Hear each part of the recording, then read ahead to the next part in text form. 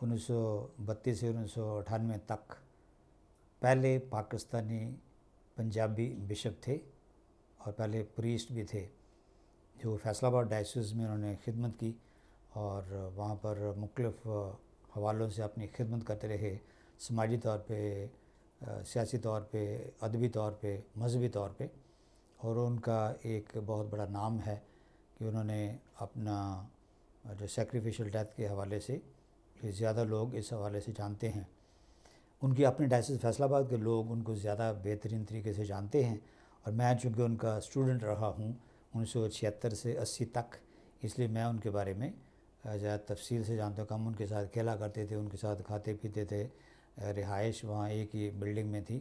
Christ King seminary Karachi میں۔ اس حوالے سے میری ان کے ساتھ بڑی ایموشنل اور بڑی ان کے ساتھ دلی جو تعلق ہے وہ موجود ہے۔ تو میں انہیں اپنا ایک آئیڈیل سمجھتا ہوں کیونکہ انہوں نے مجھ میں یہ جرأت پیدا کی کہ ہم اپنے لوگوں کے حقوق کے لیے بات کر سکیں، ان کے حوالے سے ہم ان کے لیے جدوجہد کر سکیں۔ اور میں نے قصور میں جب خدمت شروع کی 2000 سے 2005 تک رہا، اس سے پہلے 1985 میں جب میں مریم آباد میں تھا، آئی واز ویری ٹمرڈ،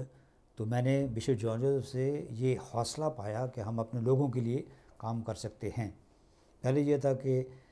میں چند ایک ہنڈریڈز لوگوں کے سامنے شاید میں اپنے آپ کو نروس فیل کرتا، لیکن بشپ جان جوزف سے انسپریشن لینے کے بعد ہزاروں کی تعداد میں لوگ ہوں تو کوئی ایسا پرابلم مشکل نہیں ہے۔ تو بشپ جان جوزف نے میری زندگی پر مذہبی طور پہ، اخلاقی طور پہ اور ادبی طور پہ ہر لحاظ سے بہت اثر کیا ہے۔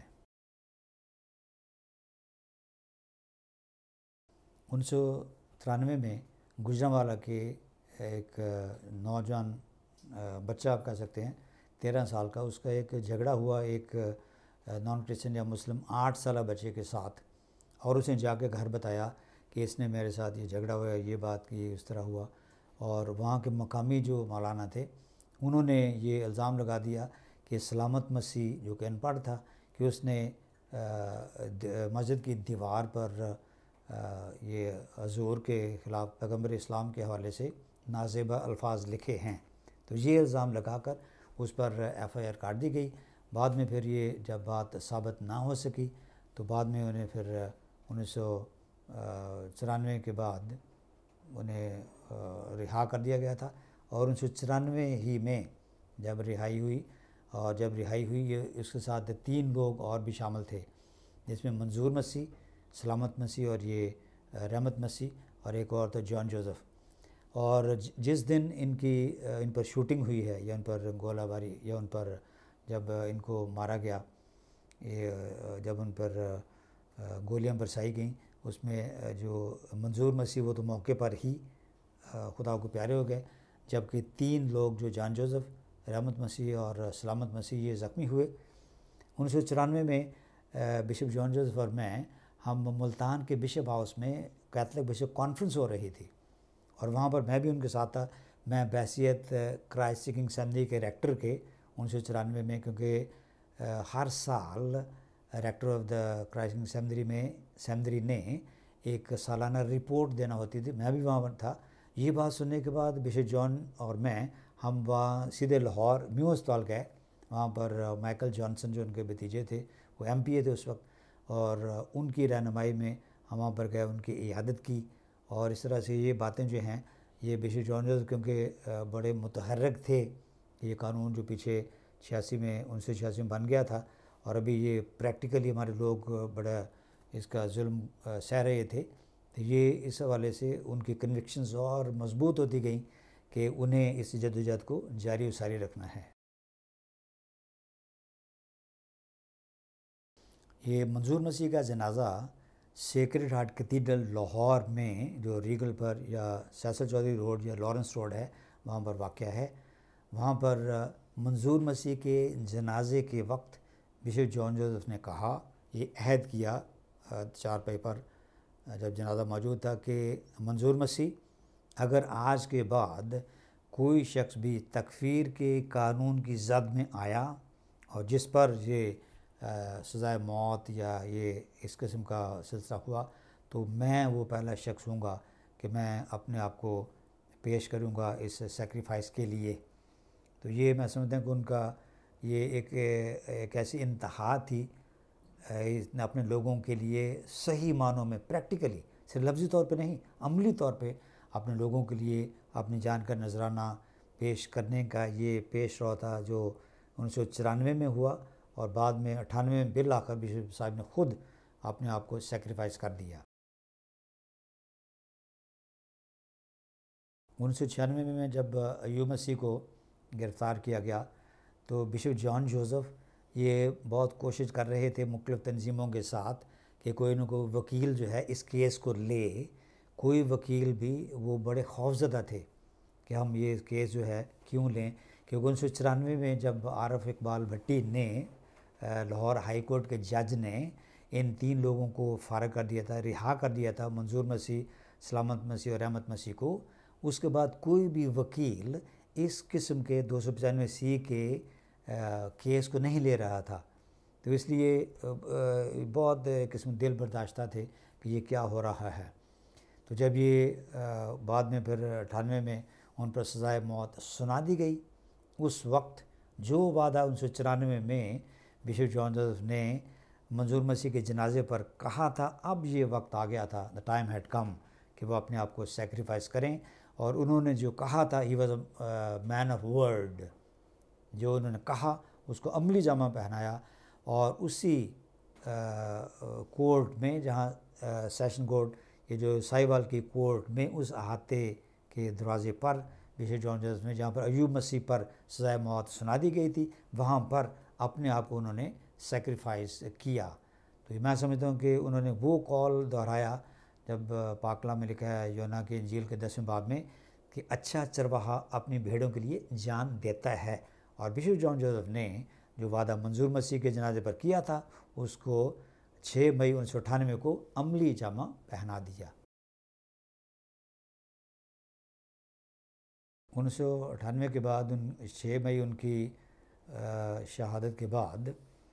مختلف حکومتوں نے کوششیں کیں، جس طرح پرویز مشرف صاحب نے یہ کوشش کی تھی کہ اس کے مس یوز کو بند کیا جائے یا ختم کیا جائے، وہ اس میں کامیاب نہیں ہوئے تھے۔ اور ابھی یہ ہے کہ اس کے بعد پھر سن 2011 میں جب سلمان تاثیر نے چاہا کہ اس نے یہ کالا قانون لفظ کہا، اور یہ جو لفظ ہے کالا قانون، یہ پہلے بھی کہا جاتا رہا ہے جسٹس پیس کمیشن کے رپورٹس میں وغیرہ، لیکن یہ اور کوئی باتیں تھیں تو ان کے اپنے لائف گارڈ نے انہیں پھر 26 سے 27 گولیاں ان کے جسم میں پیوست کیں، کیونکہ وہ چاہ رہے تھے کہ ہمیں جانتے ہیں کہ بشپ جان جوزف کی شہادت کے بعد ہم یہ جانتے ہیں کہ یہ ریپیل نہیں ہوگا، دیٹس فار شیور۔ تو اس کے مس یوز کو روکنے کے لیے سلمان تاثیر اس وقت سٹنگ گورنر تھے پنجاب کے، انہوں نے اس میں مس یوز کے لیے ترمیم کرنے کی کوشش کی تھی۔ وہ اپنی رپورٹ لے کر آصف زرداری اس وقت صدر تھے، صدر پاکستان تھے، ان کے پاس لے جا رہے تھے، اور اس وقت ہی ان کے لائف گارڈ نے ان کی لائف کو لے لیا۔ تو بعد میں اسی سال یہ 4 جنوری سن 2011 کی بات ہے، 2 ماہ بعد یہ 2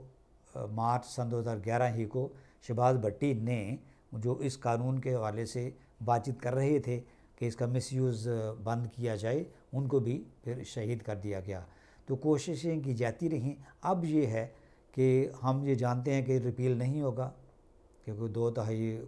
کس کی اکثریت ہوگی اور کون اس کو ٹچ کرے گا، لیکن یہ ہے کہ میں سمجھتا کہ یہ جو قانون ہے یہ الہامی قانون نہیں ہے، یہ انسانی قانون ہے جس میں ترمیم ہو سکتی ہے، لیکن اس کے مس یوز کو اس کے والے میں سمجھتا ہوں کہ اس کے مس یوز پر کنٹرول کرنا چاہیے کہ ہر مختلف قوانین موجود ہیں، اگر کوئی بندہ قتل کرتا ہے اور 302 لگتی ہے، صرف اسی کو سزا دی جائے گی، لیکن ہم جو مسیحی ہیں یہ کیوں زیادہ ہم بات چیت کرتے ہیں، کیونکہ اگر مسلمان پر یہ تکفیر کا قانون لگے صرف اسی کو سزا دینا ہوتی ہے، لیکن اگر مسیح پر ہو تو پوری بستیاں جلا دی جاتی ہیں، یہ فرق ہے۔ تو میں سمجھتا ہوں کہ اس پہ ہم اگر اس کے مس یوز کو اگر ختم کیا جائے تو کافی حالات بہتر ہو سکتے ہیں۔ 6 مئی 1998 کو بشپ جان جوزف کی شہادت کے بعد میں اس قانون کے مس یوز کے حوالے سے 2 ریکمنڈیشن دینا چاہتا ہوں۔ پہلی ریکمنڈیشن یا تجویز یہ ہے کہ جس پر الزام لگایا جاتا ہے ایس ایس پی لیول کا ایک شخص جو ہے وہ پہلے تفتیش کرے۔ اگر اس انویسٹیگیشن میں ثابت ہو جاتا ہے کہ یہ جو ملزم ہے جس پر الزام لگایا گیا ہے یہ واقعی درست ہے تو پھر ایف آئی آر کاٹی جائے یا پرچہ درج کیا جائے۔ اچھا، دوسرا مشورہ یا دوسری تجویز یہ ہے کہ جو الزام لگاتا ہے اور جس پر الزام لگایا جاتا ہے دونوں اکیوزڈ اور اکیوزر دونوں کو اس وقت تک بیہائنڈ دا بارز رکھیں جب تک ملزم پر یہ ثابت ہو مجرم نہیں بن جاتا، اس وقت تک یہ آپ اسے بیہائنڈ دا بارز رکھیں۔ تو اگر یہ ثابت ہو جاتا ہے کہ یہ ملزم جو ہے یہ واقعی مجرم ہے تو اس کے بعد آپ پھر ان کو رہا کریں یا سزا دیں۔ تو یہ ثابت ہونے کے بعد یہ بات ہونی چاہیے، اس لیے دونوں کو بیہائنڈ دا بارز رکھیں اس وقت کے ثابت ہونے تک آپ both should be behind the bars. میں اپنے تمام مسیح مومنین کو چاہے وہ پڑھے لکھے ہوں یا ان پڑھ ہوں، کسی تنظیم سے تعلق ہو، این جی اوز میں ہوں یا جس میں ہو، وہ تمام کے تمام اپنے لوگوں کو، یہ 3 گروپس ہیں جو اپنے لوگوں کو یہ بتاتے رہیں، اس میں مذہبی رہنما شامل ہیں، سیاسی رہنما شامل ہیں اور این جی اوز شامل ہیں، کہ یہ تینوں مل کر اپنے لوگوں کو آگاہ کریں کہ کسی مذہب کے بارے میں آپ بات نہ کریں، خاص طور پہ پاکستان میں رہتے ہوئے تکفیر کے قانون کے بارے میں آپ بات نہ کریں یا دوسروں کو غلط نہ کہیں۔ پیغمبر اسلام ان کے لیے انتہائی مقدم ہیں، اس لیے ہر ایک کا عقیدہ، ہر ایک کا مذہب اپنا بہت مقدم ہوتا ہے، اس لیے آپ کسی کو غلط نہ کہیں، فرق ہوتا ہے۔ اس لیے آپ موسم کی بات کر لیں، آپ سیاست کی بات کر لیں، اور کبھی بھی یہ تینوں گروپس مل کر لوگوں کو آگاہ کریں، مذہبی، سیاسی اور این جی اوز، کہ اپنے دوستوں کے ساتھ آپ موسم کی بات کریں، سیاست کی بات، لیکن مذہبی بحث نہ کریں۔ یا جو بہنیں گھروں میں کام کرتی ہیں یا دفتروں میں لوگ کام کرتے ہیں یا کسی بھی لیول پر ہیں، عام لوگ ہیں یا ہائر آفیسرز ہیں، وہ مذہبی طور پہ کبھی بھی بات نہ کریں، بحث نہ کریں، چاہے وہ کہیں وہ میں جی سیکھنے کے لیے آپ سے یہ پوچھنا چاہتا تھا، آپ نے سوری، ہم اپنے کام کے بارے میں بات کریں، اس کے بارے میں بات نہ کریں۔ تو اگر ہم ان باتوں پہ ہمیں پورا مکمل طور پہ اجتناب کرنا چاہیے، پرہیز کرنا چاہیے، تب ہم خود بھی بچے رہیں گے اور دوسرے بھی محفوظ رہیں گے۔